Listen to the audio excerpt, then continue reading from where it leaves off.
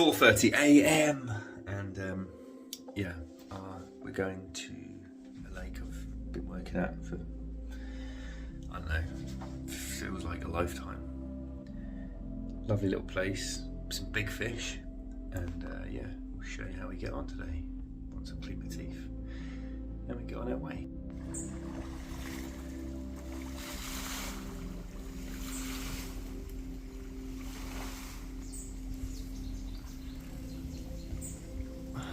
All about the angles.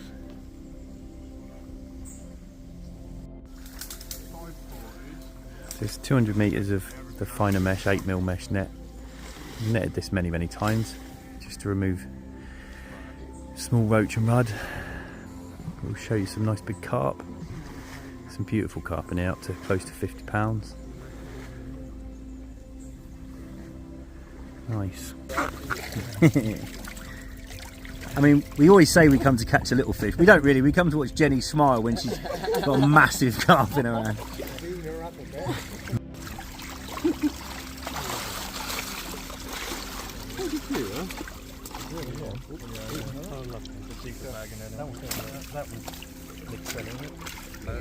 Slightly dinky. So Richmore Lake, been coming here for many years, and I stocked some fish in here many years ago, which we've done very big, up to 50 pounds. I've already caught 10 or a dozen over up to mid-30s this morning in the first week. We just normally do 2 halves with 200 metres each side, really fine mesh, just to try and remove as many tiny fish as we can. The lake floods every year. But interestingly, years and years ago when I first came down here, the lake didn't have an otter fence around it, and this Norfolk reed were coming out past these pigs. And back then the fish weren't really doing very much. It's a shallow lake, very peaky, and the reeds were all down here. So you imagine the volume of reeds that were all the way around the lake.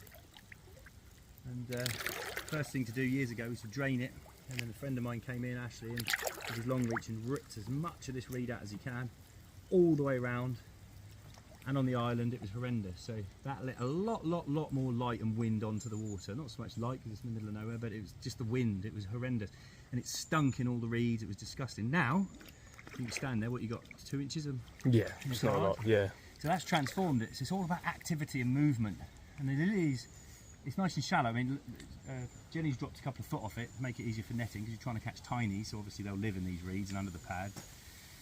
I see someone doing a survey the other day of a lake, and they were just electrofishing on a lake similar to this. I'm like, well, you're not going to learn much unless you get some nets in the water, because obviously you're just chasing fish around. But so that shows the 2 things made a big difference in here. One, we crop it every now and then, just nuisance fish. Say, everyone has a go at me when I say nuisance, but in any water, this is a carp lake. So you're never going to keep on top of all the silvers. There's roach, rudd, a handful of tiny bream, and quite a few tension here, and we just crop them every few years.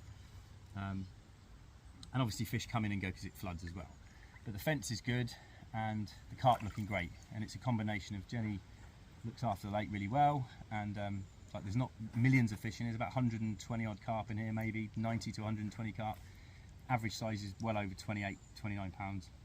Apparently there's about half of them 30s.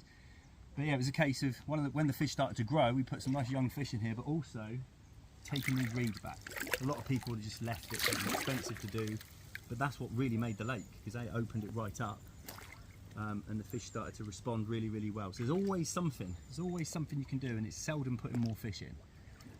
And here it's great. I love coming back here because the fish just keep doing well, and occasionally you lose 1 or 2 because they get big and they get handled a lot, but there's plenty of fish backing them up to come through, so it's all good stuff. Yeah, because it's wadeable. Like I say, you could just muck around with little nets and do a few little sweeps. But in the past, I've taken this whole section out many times. And like I say, because I can wade it, I can come out here and splash them as best I can. The little fish, you can watch them swimming out the end. The carp, we're not worried about catching the carp. They'll do whatever they want really. But yeah, it's quite nice just to be able to get out here. It's wadeable depth.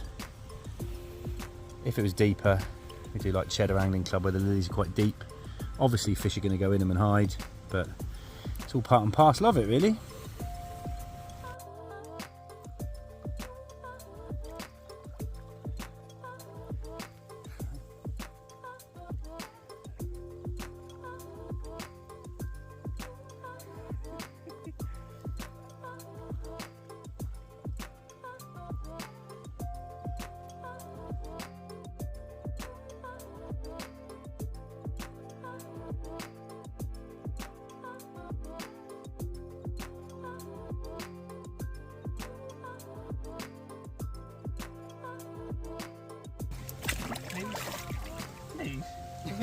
Clearly doesn't like your touch very much. They're all misbehaving. Got that feminine touch. No.